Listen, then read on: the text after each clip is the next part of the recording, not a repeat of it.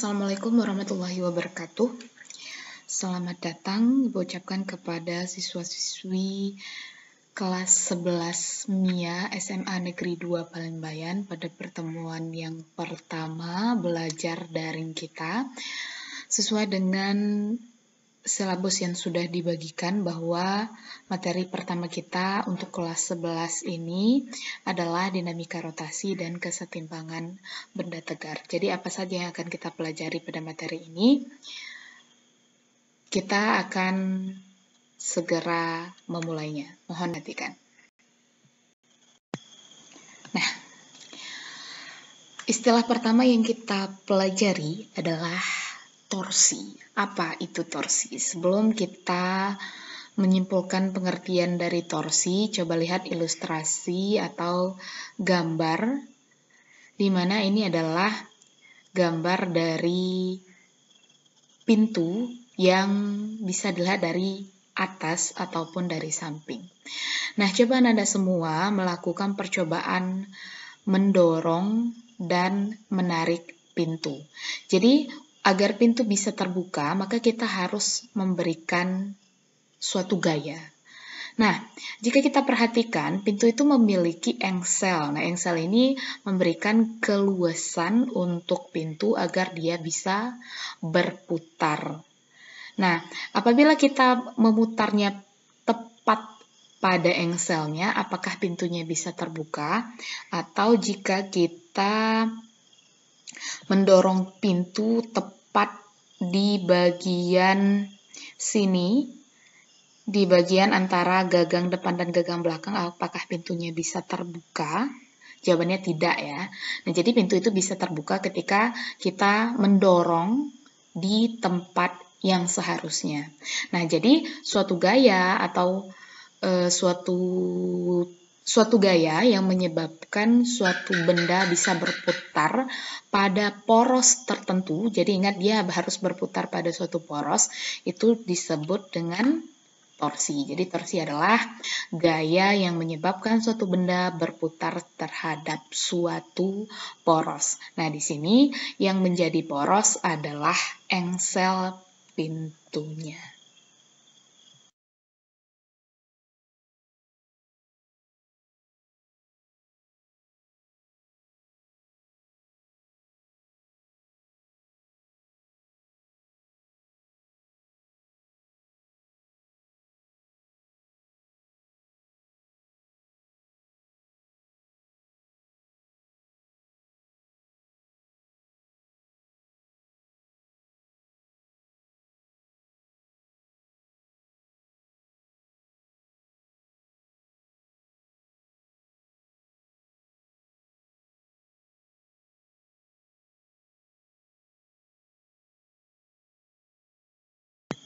Nah, kita lanjut. Di sini ada beberapa ilustrasi dari sebuah batang yang diberi berbagai macam gaya dari arah yang berbeda-beda.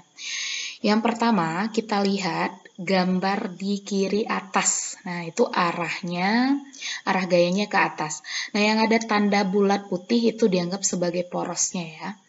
Nah, jadi ketika suatu batang didorong ke arah ke atas, apakah kira-kira batangnya bisa berputar atau tidak? Nah, jadi caranya yang pertama adalah kita cari dulu perpanjangan garis gaya. Ini dia. Jadi arah gayanya diperpanjang, kemudian kita cari jarak tegak lurus antara poros benda dengan perpanjangan garis gaya. Nah, ini dia. Ini adalah jarak tegak lurus antara poros dengan perpanjangan garis gaya. Nah, itu tepat tegak lurus atau membentuk sudut siku-siku. Nah, jadi ketika dia ada gaya, kemudian ada lengan gayanya. Nah, lengan gaya ini adalah jarak tegak lurus dari poros ke perpanjangan garis gaya, maka suatu benda itu pasti akan mengalami rotasi. Nah, ini dia R. R itu adalah lengan gayanya, jadi R ini ada nilainya. Kemudian dia pasti mengalami gerak rotasi. Nah, bagaimana dengan gambar kedua? Gambar kedua kita lihat gayanya diberikan pada bagian sebelah kanan. Nah, kira-kira bendanya bisa berputar atau tidak? Yang pertama, langkah pertama yang harus kita kerjakan adalah kita lihat dulu perpanjangan garis gayanya. Kita lihat dulu perpanjangan garis gayanya. Nah, di sini setelah gayanya diperpanjang, ternyata gayanya menemui poros atau menjumpai poros. Artinya tidak ada jarak tegak lurus antara perpanjangan garis gaya dengan poros bendanya. Karena tidak ada jarak tegak lurus antara perpanjangan garis gaya dengan benda, maka kita pastikan bahwa benda tidak mengalami rotasi. Kemudian yang ke gambar ketiga di sebelah kiri bawah. Nah, di sini bendanya didorong tepat di engselnya. Berarti kita harus mencari perpanjangan garis gayanya terlebih dahulu. Nah, ternyata perpanjangan garis gayanya juga menemui poros, yang artinya apa? Dia tidak memiliki lengan gaya, maka bendanya juga tidak berotasi. Nah, yang keempat ini, suatu gaya yang diberikan pada benda itu membentuk sudut tertentu. Apakah bendanya bisa berputar atau tidak? Sama seperti penguraian vektor yang sudah kita pelajari pada kelas 10, jika ada suatu gaya yang membentuk sudut tertentu, maka kita harus uraikan terlebih dahulu. Nah, jadi kita uraikan menjadi komponen X atau Fx, kemudian kita juga bisa proyeksikan menjadi komponen Y. Nah, ingat pelajaran vektor pada kelas 10, sudut yang dekat, gaya yang dekat dengan sudut itu kita gunakan cos, sedangkan gaya yang tidak berada di dekat sudut itu kita pakai sin. Jadi Fy ini adalah F sin theta, di sini F-nya, dan Fx ini adalah F cos theta. Maaf ya, di sini harusnya ada tulisan F-nya. Nah, kemudian kita tinjau satu-satu apakah yang menyumbang torsi itu apakah Fx atau Fy. Kita lihat. Ini perpanjangan garis dari Fx. Ternyata setelah diperpanjang dia bertemu pada poros, artinya dia tidak mempunyai lengan gaya. Apabila dia tidak memiliki lengan gaya, maka itu artinya torsinya sama dengan 0 atau tidak ada torsi. Berarti Fx tidak menyumbang gerakan pada benda tersebut. Jadi Fx tidak menyebabkan benda berputar pada porosnya. Nah, bagaimana dengan Fy? Seperti biasa kita cari dulu perpanjangan garis gayanya. Nah, jadi yang Fy ini jika diperpanjang garisnya ini kan sampai pada bagian tengah batang. Maka di sini kita lihat ada jarak tegak lurus antara Fy dengan poros. Nah, jadi kita bisa lihat itu namanya Ry. Jadi Ry atau lengan gaya dari Fy ini dia punya nilai. Nah, ini dia membentuk sudut 90 derajat. Artinya apa? Fy menyebabkan si batang berotasi pada poros. Nah, di sini ada 3 buah gambar di mana suatu benda diputar dengan gaya yang berbeda-beda. Nah, jadi di sini diputar pada bagian ujung, kemudian pada bagian agak ke dalam, kemudian tepat di dekat porosnya. Nah, apakah semua gaya ini menyebabkan torsi yang sama? Atau kita membutuhkan gaya yang sama untuk bisa memutarkan ketiganya? Nah, jadi seperti yang sudah kita lihat tadi, bahwa untuk benda yang letaknya jauh dari poros, yang gayanya jauh dari poros, itu membutuhkan gaya yang lebih sedikit. Sedangkan untuk, untuk benda yang letak poros, untuk gaya yang letaknya dekat dengan poros, maka kita membutuhkan gaya yang lebih besar. Berbeda dengan gaya yang dibutuhkan ketika antara gaya dengan poros itu letaknya berjauhan.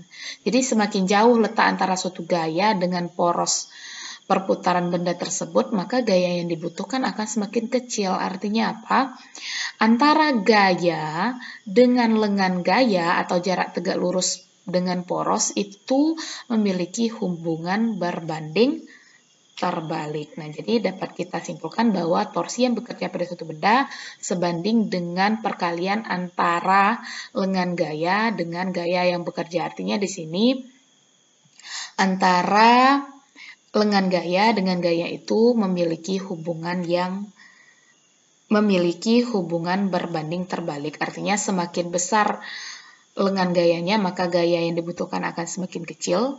Lengan gaya semakin besar, ini maksudnya adalah jarak antara poros dengan gaya tersebut. Dan begitu sebaliknya, semakin kecil lengan gaya, maka gaya yang dibutuhkan akan semakin besar. Nah, jadi torsi tau itu adalah torsi, satuannya Newton meter, kemudian R itu adalah lengan gaya, satuannya meter, dan F adalah gaya, satuannya. Baik, kita lanjutkan.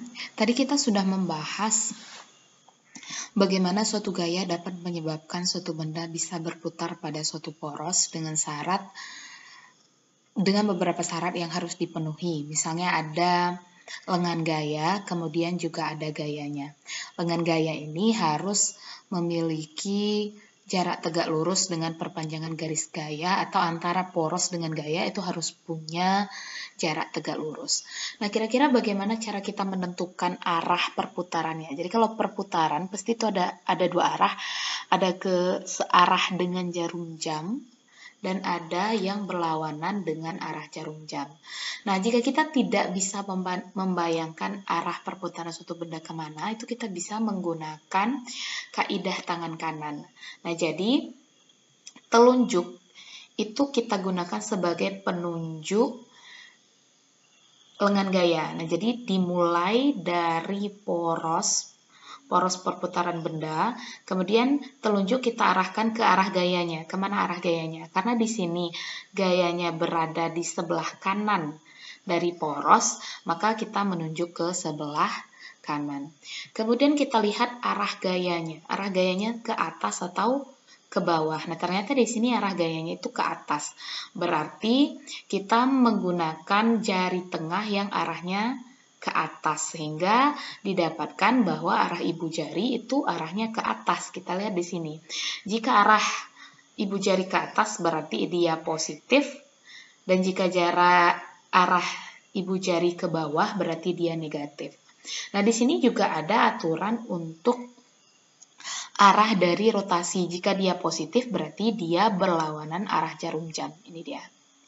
Maka kita simpulkan bahwa pada gambar pertama bendanya akan berputar berlawanan dengan arah jarum jam. Nah, bagaimana dengan gambar kedua? Porosnya di sebelah kiri, kemudian gayanya di sebelah kanan, tetap kita mengarahkan jari telunjuk ke arah kanan, kemudian ternyata arah gayanya ke bawah, berarti jari tengahnya kita arahkan ke bawah, didapatkan hasil bahwa ibu jari itu arahnya masuk ke dalam bidang layar. Nah, kalau masuk berarti itu sama dengan ke bawah. Kalau arah ke bawah negatif, dan jika negatif itu artinya dia searah dengan jarum jam. Jadi ini dia jari telunjuk itu menunjukkan lengan gaya yang arahnya keluar dari poros menuju arah tepat gaya. Kemudian jari tengah ini menunjukkan arah gayanya kemana. Kemudian ibu jari menunjukkan arah perputaran atau torsi. Jika ibu jari mengarah ke atas atau keluar, itu dia nilainya positif atau berlawanan jarum jam. Dan jika dia arahnya ke bawah atau masuk ke bidang buku atau bidang layar, maka dia nilainya negatif, yang artinya dia searah dengan jarum jam. Kemudian kita masuk ke momen inersia. Nah, tadi kita sudah belajar tentang torsi, sekarang kita masuk ke momen inersia. Apa itu momen inersia? Nah, analoginya begini. Kalau di dalam gerak lurus, kita membutuhkan gaya untuk menggerakkan suatu benda agar dia bisa bergerak lurus. Nah, jadi pada gerak rotasi, kita membutuhkan namanya torsi. Nah, jadi torsi itu sama dengan gaya, sedangkan momen inersia ini sebanding dengan massa. Jadi momen inersia ini adalah besaran skalar yang dia hanya punya nilai, tidak punya arah, sama dengan massa. Yang artinya adalah kecenderungan berotasi yang ditentukan oleh keadaan benda atau partikel penyusunnya. Atau juga bisa kita artikan dengan kecenderungan suatu benda mempertahankan posisinya. Artinya ketika dia sedang berotasi, dia mempertahankan dirinya untuk berotasi, untuk tetap berotasi, sedangkan apabila dia diam, dia mempertahankan keadaannya untuk tetap diam. Jadi kesukaran suatu benda untuk digerakkan atau kelembaman suatu benda. Dengan syarat ini konteksnya adalah pada gerak rotasi. Nah, kemudian momen inersia ini dapat kita hitung dengan menggunakan rumus I sama dengan mr kuadrat.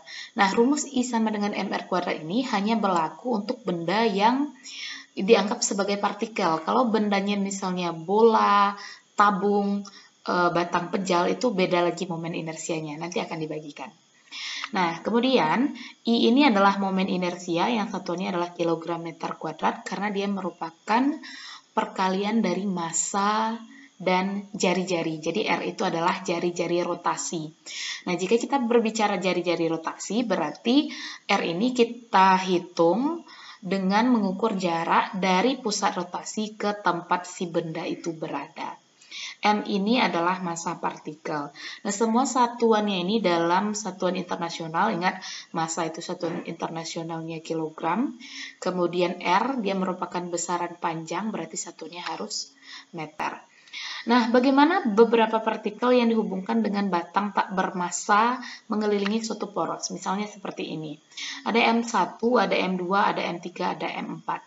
Nah, ingat kembali bahwa momen inersia ini adalah besaran skalar, berarti tidak ada nilai positif, tidak ada nilai negatif. Jadi, dia tidak mempunyai nilai negatif. Jadi, semuanya hanya positif. Karena dia tidak memiliki nilai negatif, berarti kita tidak memperhitungkan arahnya karena dia memang tidak punya arah. Jadi ketika kita diminta untuk mencari momen inersia pada suatu sistem yang terdiri dari beberapa massa, maka kita hanya bisa langsung menambahkannya. Jadi kita bisa menjumlahkan seluruh momen inersia dari setiap massa yang ada di sistem tersebut. Nah, kita lanjut. Menentukan momen inersia batang pejal. Nah, jadi untuk batang pejal ini, dia memiliki momen inersia sebesar 1/12 ml kuadrat. Nah, yang 1/12 ml kuadrat ini, ketika kita anggap dia berotasi suatu sumbu yang berada di tengah-tengah atau di pusat massanya.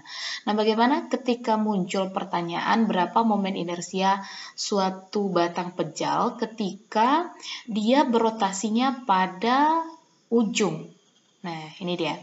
Nah, jadi ketika dia berotasi pada ujung, maka momen inersianya juga ikut berubah. Bagaimana cara kita menentukannya? Cara menentukannya adalah dengan menggunakan rumus I sama dengan I pusat massa ditambah MH kuadrat. Di mana H ini adalah jarak dari pusat massa ke tempat yang kita tuju. Nah, misalnya ini, kita mau mencari momen inersia di ujung batang. Berarti momen I sama dengan IPM tambah MH kuadrat. I pusat massanya kan 1/12 ml kuadrat. Kemudian jarak dari ujung ke tengah ini berarti kan setengah dari panjang batangnya. Berarti kita masukkan hanya setengah dari L. L ini panjang batang. Kemudian kalau dikuadratkan ini dapatnya 1/4 L kuadrat. Tinggal ditambahkan dapatnya 1/3 ml kuadrat. Nah, jadi ini adalah momen inersia suatu batang ketika batang itu diputar di bagian ujung. Nah, jadi ketika kita memutar suatu batang dengan porosnya berada di ujung, itu pastinya akan lebih susah daripada kita memutarnya pada bagian tengah. Kenapa? Karena kalau bagian tengah itu momen inersia atau tingkat kecenderungan mempertahankan posisinya cuma 1/12. Sedangkan ketika kita memutarnya dengan sumbu berada di ujung, itu momen inersianya 1/3. Baik, kita lanjutkan. Ini adalah momen inersia batang dan beberapa benda itu yang sudah diketahui. Nah, jadi ketika suatu benda ditampilkan dalam soal, kita disuruh menghitung torsinya, nanti momen inersianya kita gunakan momen inersia yang sudah ada ketetapannya. Nah, yang nomor 2 ini adalah momen inersia yang kita dapatkan melalui perhitungan yang tadi. Jadi ini dicatat kemudian dihafal ya. Baik, kita masuk contoh soal. Nah, di sini dikatakan bahwa suatu gaya F1, F2, F3, dan F4 bekerja pada batang ABCD seperti pada gambar. Jika massa batang diabaikan, maka nilai momen gaya terhadap titik A adalah. Nah, jika dikatakan momen gaya terhadap titik A, artinya titik A akan menjadi poros dari perputaran batang tersebut. Nah, yang pertama kita buat dulu diketahuinya. Gaya F1 10 Newton, lengan gayanya atau L1 sama dengan 0. Kenapa lengan gaya untuk F1 sama dengan 0? Karena dia tepat berada di poros. Jika dia berada tepat pada poros, artinya dia tidak memiliki lengan gaya. Kemudian untuk yang F2. F2 itu nilainya 4 Newton. Maaf ya, itu maksudnya F2 bukan F4. Jadi F2 nilainya 4 Newton. Nah, jaraknya ke poros itu sebesar 2 meter. Berarti lengan gayanya adalah 2 meter. Kemudian F3. F3 berada pada jarak 3 meter. Berarti lengan gayanya adalah 3 meter. Kemudian bagaimana dengan F4? F4 berada di ujung D, berarti lengan gaya F4 adalah jarak dari titik A ke titik D. Tinggal kita tambahkan 2 meter, ditambah 1 meter, ditambah 3 meter, berarti hasilnya adalah 6 meter. Nah, setelah kita menulis yang diketahui, selanjutnya kita cari torsi yang bekerja. Nah, kita gunakan rumus R dikali F. Arahnya kita sesuaikan dengan kaidah tangan kanan. Nah, momen gaya 1. Momen gaya 1 berarti F1 dikali L1 atau L1 dikali F1 juga boleh. Untuk simbol lengan gaya boleh L, boleh R. Tapi agar kita seragam, sepakati saja kalau simbol lengan gaya itu R. Nah, berarti momen gayanya itu adalah F1 dikali L1 atau L1 dikali F1. L1 nilainya itu 0, maka momen gaya untuk gaya yang 1 atau torsi 1 itu nilainya adalah 0. Kalau 0 tidak ada arah ya. Momen gaya 2. Nah, momen gaya 2 ini arahnya ke bawah, kemudian lengannya ada 2 meter. Nah, bagaimana cara kita menentukan positif atau negatifnya? Yang pertama kita lihat dulu gayanya. F2 itu berada di sebelah kanan poros, berarti telunjuknya menunjuk ke kanan. Kemudian arah dari F2 itu ke bawah, berarti kita arahkan jari tengahnya ke bawah dan didapatkan ibu jarinya mengarah masuk ke dalam layar ya, ke dalam layar yang sedang Anda saksikan. Berarti kalau dia masuk, berarti geraknya akan searah dengan jarum jam yang artinya torsinya negatif. Bagaimana dengan C? Di titik C, F3 arahnya ke atas. Dia tetap berada di sebelah kanan poros, berarti telunjuk mengarah ke kanan. Kemudian F3 arahnya ke atas, kita arahkan jari tengahnya ke atas, yang artinya ibu jari nantinya akan menunjuk keluar dari layar, yang artinya itu dia torsinya bernilai positif. Kemudian bagaimana dengan yang D? Yang D ini dia tetap berada di sebelah kanan dari titik poros, berarti kita tetap menunjuk ke kanan, kemudian arah panahnya ini ke bawah. Nah, ketika kita menunjuk ke kanan, kemudian jari tengahnya mengarah ke bawah, ternyata ibu jari kita arahnya masuk ke layar, berarti itu negatif. Nah, untuk mencari torsi totalnya, tinggal kita masukkan masing-masing nilainya lengkap dengan positif atau negatifnya. Kenapa? Karena torsi ini adalah besaran vektor, jadi arahnya diperhitungkan. Nah, ternyata kita dapatkan torsi totalnya itu adalah -8, ditambah 15 itu +7, kurang 60, berarti minus 63. Tanda negatif ini menunjukkan bahwa batangnya berotasi searah putaran jarum jam. Jadi dia torsinya 53 Nm, arahnya searah perputaran jam. Kita lanjut yang kedua, ini yang ada sudut. Sebuah batang yang diabaikan masanya dipengaruhi 3 buah gaya FA, FB, FC seperti gambar. Nah, karena di sini jaraknya masih dalam sentimeter, maka kita harus mengubahnya terlebih dahulu menjadi meter. Berarti RAC yang mulanya 40 cm kita ubah menjadi 0,4 meter. RBC, jarak dari B ke C yang awalnya 20 cm kita ubah jadi 0,2 meter. Dan jarak antara sumbu rotasi dengan FC atau R dari titik C ke titik C berarti itu 0 ya.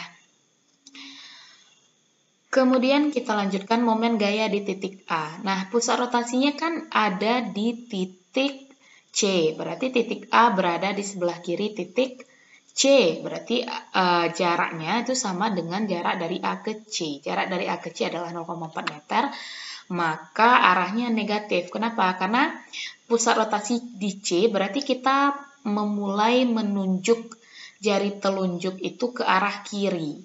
Kemudian arah gayanya ke atas. Nah, ternyata jempol kita arahnya masuk ke layar. Kalau masuk berarti nilainya negatif, yang artinya dia akan menyebabkan batang berotasi searah jarum jam. Bagaimana dengan benda B atau gaya B? Gaya B ini berada di sebelah kiri pusat rotasi, berarti kita tetap mengarahkan jari telunjuk ke kiri, kemudian arah gayanya ke bawah. Jika kita menunjuk ke kiri dan jari tengahnya mengarah ke bawah, maka ternyata jari telunjuk arahnya keluar dari layar. Kalau keluar dari layar berarti nilainya positif. Nah, torsi di titik B, kenapa pakai 90 derajat? Sebenarnya itu tidak penting karena kita sudah tahu bahwa dia tepat tegak lurus. Kemudian momen gaya di C. Momen gaya di C ini ketika kita proyeksikan FC yang X dengan FC yang Y, ternyata dua-duanya berada tepat di poros. Berarti baik itu FC yang diproyeksikan ke sumbu X maupun FC yang diproyeksikan ke sumbu Y sama-sama tidak menyumbang torsi apapun. Nah, jadi kita bisa jumlahkan torsi totalnya negatif 4 ditambah positif 4 yang artinya torsinya 0. Nah, jadi jika batang digerakkan dengan gaya seperti ini, maka batangnya tidak berotasi sama sekali karena torsi total yang dikerjakan pada batang bernilai 0. Kita lanjutkan ke contoh selanjutnya yaitu tentang momen inersia. Nah, jadi harus diingat bahwa momen inersia ini adalah besaran skalar, artinya dia tidak memiliki arah. Nah, meskipun M1 dan M2 berada di sisi yang berbeda satu sama lain, berada di sisi yang berlawanan satu sama lain terhadap poros yang berada di titik A, maka momen inersianya tidak berpengaruh. Jadi, momen inersia totalnya akhirnya nanti tetap akan ditambahkan. Nah, mari kita coba mengerjakan. Di sini ada M1 2 kg sudah dalam satuan internasional, kemudian M2 juga sudah dalam satuan internasional. Yang belum dalam satuan internasional adalah jaraknya, atau R1 dan R2 itu masih dalam sentimeter. Berarti harus kita ubah menjadi meter, 20 cm diubah jadi meter menjadi 0,2, sedangkan 30 cm diubah menjadi meter menjadi 0,3. Kemudian kita menjumlahkan momen inersia sistem dengan menambahkannya karena dia tidak berpengaruh arah, karena arahnya tidak ada. Maka I total sama dengan sigma MR kuadrat. Kenapa kita gunakan sigma? Karena di sini lebih dari satu benda. Nah, jadi I sama dengan M1R1 kuadrat ditambah M2 R2 kuadrat. Nah, mungkin ada pertanyaan, kenapa di sini pertanyaannya bola? Tetapi kenapa kita menggunakan I-nya MR kuadrat, tidak menggunakan momen inersia bola. Nah, jadi kalau tidak diketahui berarti kita anggap bendanya sebagai partikel. Makanya kita gunakan I-nya mr². Nah, jadi besar momen inersia sistem bola tersebut adalah 0,3 kg meter persegi. Baik, kita lanjutkan contoh yang kedua tentang momen inersia. 3 buah partikel dengan massa M, 2M, 3M dipasang pada ujung kerangka yang massanya diabaikan. Sistem terletak pada bidang XY, artinya sistem ini berada pada suatu bidang ya. Nah, jika sistem diputar terhadap sumbu Y, momen inersia sistem adalah jika sistemnya diputar terhadap sumbu Y, maka benda yang bermassa 2M itu dia tidak memiliki jari-jari. Kenapa? Karena dia tepat berada pada sumbu putar, yang artinya R-nya adalah 0. Jadi di sini dapat kita ketahui bahwa M1 nilainya 3M, kemudian M2 nilainya 2M, R1 itu adalah sebesar A terhadap poros pada sumbu Y, sedangkan R2 sebesar 2A dari benda bermassa M. Jadi M1-nya 3M, M2-nya sebesar M, M3-nya 2M. Nah, jadi kenapa M3 tidak dimasukkan? Karena R3 itu nilainya sebesar 0, karena jika dia diputar terhadap sumbu Y, maka sepanjang sumbu Y itu merupakan poros rotasi. Jadi untuk menentukan momen inersianya tinggal ditambahkan momen inersia benda 1 yang bermassa 3M dan benda 2 yang bermassa M. Lanjutkan. Nah, di sini ini ada tugas, silakan dikerjakan. Kemudian cara mengerjakannya adalah dengan membuat video bagaimana hasilnya bisa didapat. Nanti videonya dikirim melalui WA agar Ibu bisa tahu masing-masing Anda sudah benar-benar paham terhadap apa yang dikerjakan. Jadi tidak hanya tidak hanya menyalin, tapi juga memahami. Sekian pelajaran kita hari ini. Terima kasih atas perhatiannya. Assalamualaikum warahmatullahi wabarakatuh.